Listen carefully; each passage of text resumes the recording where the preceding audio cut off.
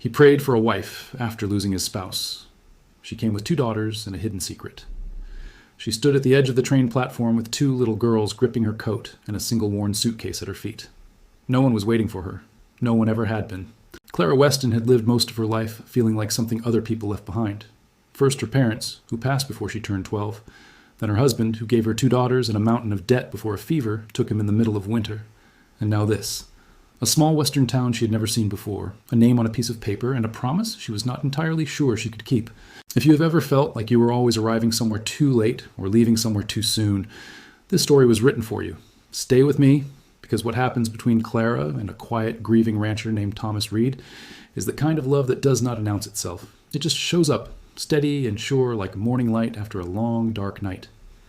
And before we go any further, if stories like this one bring you peace, if they make you feel something real and warm, please subscribe and hit that bell. New stories come out every week, and I never want you to miss one. Now let us go back to that platform. Clara looked down at her daughters. Lily was 7, serious-eyed and cautious in the way only children who have known real loss can be. Rose was 5, still young enough to believe that everything would be fine, because her mama said so. Clara had told her that this morning on the train.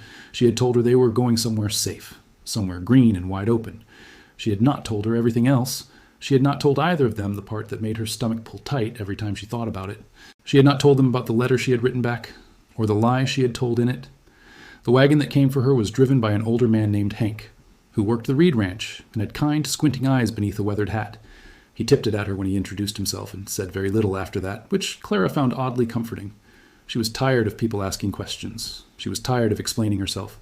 The ride to the ranch took nearly an hour. The landscape spread out around them like something from a painting, all golden grass and blue sky and the kind of quiet that does not feel empty but full. Rose fell asleep against Clara's side. Lily stayed awake and watched the horizon like she was waiting for something to come at them. Clara understood that. She had raised a daughter who watched the horizon because she had raised her in a world where things came without warning. Thomas Reed was standing on the porch when they arrived. He was taller than she had expected from the photograph his sister had enclosed with the advertisement, broader through the shoulders. His hair was dark and touched with silver at the temples, and he wore it without any attempt to tame it. He had a beard that was not quite kept and not quite wild, somewhere in between, like a man who had stopped caring about certain things, but not completely given up. His hands were folded in front of him, and he was very still. What Clara noticed most was his eyes. They were not unkind. They were not cold. They were simply tired. The kind of tired that sleep does not fix. She recognized that kind of tired because she saw it every morning in her own mirror. He looked at her, then he looked at the 2 girls, then he looked back at her. She had told him in the letter she was a widow with 1 child. Lily and Rose stood on either side of her, both looking up at the tall, quiet man on the porch with their matching brown eyes and their matching worn boots and their matching way of tilting their heads slightly to the left when they were uncertain. Thomas Reed said nothing for a long moment. Then he said, "You must be hungry." That was all. He stepped off the porch and took the suitcase from her hand without being asked and carried it inside, and Hank followed with a small trunk from the wagon. And just like that, Clara Weston and her 2 daughters were standing in the kitchen of a ranch house that smelled of pine and something baked earlier that morning, and no one had asked her yet to explain. She did not know what to do with that. Dinner that evening was quiet, in a way that should have been uncomfortable, but somehow was not. Thomas had made a simple stew, the kind a man makes when he has been cooking for himself a long time, filling but not fancy. He poured milk for the girls without asking if they wanted it. Rose drank hers immediately. Lily watched him for a moment first, then drank hers too. Clara kept waiting for him to say something about the second daughter, to ask why she had written one when there were 2, to set down his spoon and look at her with the kind of cold expression that said she had started things off wrong and he needed her to know it. He never did. After supper, he excused himself quietly and went out to the barn. Clara helped Rose wash her hands and settled both girls into the small room off the main hall that had been made up with a fresh quilt and 2 pillows side by side. She sat on the edge of the narrow bed and stroked Lily's hair until the child's eyes went heavy. And then she sat there a little longer because she did not quite know what to do with herself in a house that was not hers. She found Thomas on the porch when she finally came out. He was sitting in a wooden chair, arms resting on his knees, looking out at the dark land. A lantern burned low beside him. He did not startle when she stepped out. He just shifted slightly to make room in the world, the way a man does when he is used to sharing space, even when he does not say so. She sat in the other chair and looked out at the same dark. After a while, she said, "I should explain." He was quiet for a moment. Then he said, "You do not have to tonight." She looked at him. He kept his eyes on the horizon. "Tomorrow is a full day. Rest first." Clara did not cry. She was not a woman who cried easily, but something moved in her chest that evening, something that had been pressed down for a very long time, and it shifted just slightly, like a stone rolling an inch from a door that had been stuck for years. She did not know his story yet. She did not know about Eleanor. Thomas Reed had been married for 11 years to a woman he had loved quietly and completely, the way he did everything, without performance, without announcement, just deep and steady and certain. Eleanor had died 2 winters ago. A sickness that came on fast and took her before the first real snow. He had held her hand at the end and sat with her long, after there was nothing left to sit with, because he did not know how to leave. He had prayed that winter. He was not a man who prayed loudly or publicly. He prayed the way he did most things, quietly, in the early morning before anyone else was up, out in the cold, with his breath clouding the air and the sky still dark above the east ridge. He had prayed for something he could not quite name, not just company, not just help around the house, something more like the feeling Eleanor had given him. The feeling of being known, of being home inside another person. His sister Margaret had been the one who found the advertisement service. She had placed the ad without telling him and presented it to him after the fact with her chin set and her arms crossed, daring him to argue. He had not argued. He had read the responses slowly over several evenings, and something in Clara's letter had stopped him. He could not say what exactly. The way she wrote, maybe. Plain and a little careful, like someone trying to be honest without giving too much away. He had written back. She had written again. And somewhere in those letters, across those weeks, he had made a decision. He had not expected 2 children. But here was the truth that Thomas Reed had not said out loud yet, not even to himself fully. When that wagon had come down the lane and he had seen the little girl on each side of the woman standing there, something in him had not recoiled. Something in him had gone very still in a different way than his usual stillness. The way a man goes still when something he did not know he needed appears in front of him. He and Eleanor had tried for children. They had grieved quietly over that for years. He had long since stopped expecting that particular door to open. The days that followed were tentative in the way of new things. Clara learned the rhythms of the house carefully, not taking over, but not staying back either, finding the middle place where she could be useful without overstepping. She was a good cook, better than Thomas, and after the second morning he stepped aside in the kitchen without comment and let her do what she clearly knew how to do. Rose attached herself to things quickly, the way young children do, and within 3 days she had a favorite spot on the braided rug near the fireplace, and a habit of bringing Thomas small objects, a smooth stone, a blue feather, the lid of an old tin she found interesting, and setting them on the arm of his chair without explanation. He accepted each one without question and lined them on the windowsill. Lily took longer. Lily watched Thomas, the way Clara watched him, carefully from a distance, measuring something she could not quite put words to. She helped with chores without being asked and said please and thank you with the precision of a child who had been taught that manners were a kind of armor. But she did not speak to him directly for the first week. On the 8th day she found him in the barn mending a fence rail. She stood in the doorway for a long moment. He did not turn around. Then she said, "Our papa died."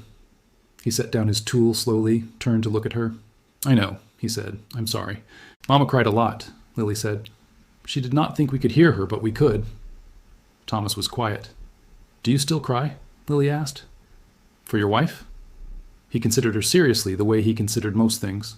"Sometimes," he said. "Not as often now." Lily nodded like this was information she had needed.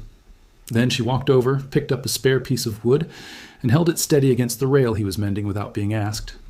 They worked together in silence for the better part of an hour. Clara had been standing just outside the barn door the whole time. She pressed her back against the sun-warm wood and shut her eyes and breathed. It was on a Sunday afternoon, 2 weeks into her time at the ranch, that Clara finally told him. They were sitting at the kitchen table after the girls had gone outside. The light was long and golden through the window. She had been carrying the thing for long enough that it had started to feel unbearable, and unbearable things always came out eventually. She had learned that. She told him that when she had written the letter, she had 2 daughters already, not 1. She told him she had been afraid that if she said 2, no man would respond. She told him that she knew it was a dishonest thing to do, and that she had not felt right about it since the moment the letter left her hands. She looked at the table while she said it. When she finished, the kitchen was very quiet. Thomas was quiet for a long time. Then he said, "Which part worries you more? That I am angry, or that I will send you back?" She looked up at him. "Both," she said honestly. He turned his coffee cup slowly in his hands. "I am not angry," he said, "and I am not sending you back." She waited. "I will tell you something," he said. "The morning before Hank went to get you, I prayed, same as I had been doing all winter, and I told God that whatever came down that lane, I would be grateful for it." He paused. "I did not say anything about it being exactly what I expected." Clara did not speak. "2 daughters," he said quietly. Seems like grace to me." She looked at him for a long moment, this quiet man with his tired eyes and his careful words, and she thought about how strange it was that the thing she had been most afraid of was the thing that seemed to matter to him least. The secret she carried, though, the real one, was still inside her. Because what she had not told him, what she had not told anyone, was that her late husband had left debts she was still responsible for. Large ones. Owed to a man named Garfield Pruitt, who ran a lending operation out of Dunmore, 2 towns east. She had hoped the distance would matter. She had hoped that coming west meant leaving that behind. She had hoped wrong. Pruitt's man came to the ranch on a Wednesday morning when Thomas was out on the far pasture and Hank was mending fence on the south side. He was a narrow man with a city coat and flat eyes who handed her a folded document and told her that she had 30 days to settle her late husband's account, or arrangements would be made. She stood in the doorway holding the paper after he rode away, and her hands were completely still, even though the rest of her felt like it was falling. That evening, she sat down and told Thomas everything. He listened the way he always listened, without interruption, without the expression changing on his face the way most people's faces changed when they heard something they did not like. When she was done, he said, "How much?" She told him. He nodded once, said he would need a day to think. She barely slept. The next morning he came in from the barn before breakfast, washed his hands, sat down at the table across from her and said, "I'm going to speak to the bank in town and arrange to clear the debt. It will mean selling the east quarter section of the pasture land. I had been holding on to it, but I do not need it the way I need the rest." Clara stared at him. "Thomas," she said, "that is your land.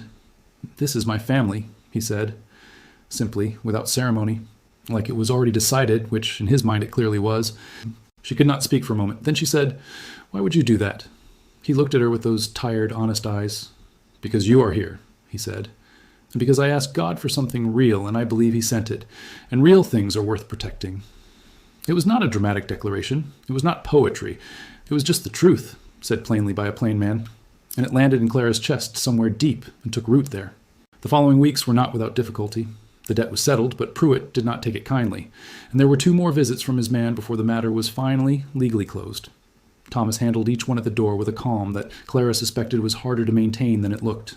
He never raised his voice. He never needed to. There was something in his stillness that communicated more than shouting would have. Through all of it, the girls bloomed. Rose became a small fixture in the barn, following Hank around with the devotion of a shadow, learning the names of each horse with great seriousness, and reporting them back to Clara at dinner like important news. Thomas began leaving the barn door open in the mornings, so she could come and go freely. Lily started talking, not all at once. Gradually, the way flowers open. She began asking Thomas questions at dinner, careful ones at first, about the land, about the animals, about what happened in winter, about what he planted in spring. He answered each one fully without making her feel small for asking. And somewhere in the space of those conversations, she stopped watching him from a distance and started existing beside him instead. One evening in late autumn, Clara came in from hanging laundry to find Thomas sitting at the kitchen table with Lily on his left and Rose on his right, and a map spread out between them, all 3 of them bent over it while he explained the geography of their county in the low, patient voice he used for important things. Rose had her finger on a creek. Lily had her chin propped on her hand and was asking something Clara could not hear. Clara stood in the doorway and did not go in for a long moment. She thought about the platform where she had stood with 2 little girls and a suitcase and no one waiting for her. She thought about how wrong she had been. Someone had been waiting. He just did not know it yet. He had been in a barn in the dark, praying. It snowed early that year, and on the first real snow day, Thomas came in from checking the cattle to find Clara standing at the window watching it fall. And he stood beside her and watched it too. And after a while he said, "I want to do this right." She looked at him. "I mean," he said carefully, "that what we have here is real. At least it is to me, and I would like to do it right." He paused. "If you are willing." She understood what he was asking, not with flowers or candlelight, but with all the sincerity of a man who did not know how to be insincere. She said, "I came a long way, Thomas. I'm not going anywhere." He nodded slowly. Something in his face changed, not dramatically, just the way a held breath releases, just that much. They married in the church in town on the first Saturday of December. It was a small thing. Hank was there, Margaret was there, tearful and triumphant in equal measure. The pastor was brief and warm. Rose wore a ribbon in her hair that she had selected herself with great care and changed her mind about 4 times. Lily stood very straight beside Clara and held the small bouquet and did not fidget once. When it was over and they stepped outside into the cold, Rose reached up and took Thomas's hand without asking. He looked down at her. She looked up at him with complete, uncomplicated certainty and said, "Can I call you Papa now?" The question hung in the cold winter air. Thomas Reed, who was not a man given to showing much on the outside, had to look away for a moment, up at the sky, at the white fields, at something far off that only he could see. Then he looked back down at Rose. "Yes," he said. His voice was a little rough. "I would like that very much." Lily, standing on Clara's other side, slipped her hand into Thomas's free hand without saying anything at all. She just held on. Clara looked out at the white December world and felt, for the first time in more years than she could count, that she was exactly where she was supposed to be. Not arriving somewhere, not leaving somewhere, just here, fully, quietly, warmly here. A man had prayed in the cold for something real. A woman had traveled a long way carrying a secret she was afraid would close a door. And two little girls had walked through the door first, with their small hands and their honest questions and their capacity to love someone new when that someone was worth it. That is how it goes sometimes. The thing we pray for does not look like what we imagined. It comes with more than we expected. It comes with history and hesitation and a worn suitcase and 2 pairs of matching brown eyes. And it is better. It is so much better than what we pictured alone in the dark. If this story settled something in you, if it gave you that warm, quiet feeling that good love stories are supposed to give, please leave a comment below. Tell me what moved you most. Tell me where you are watching from, because I love knowing where these stories travel. And if you're not subscribed yet, please do that now. There are more stories waiting, more quiet heroes and brave women and children who find their way home. I will be here every week, and I would love for you to be here too.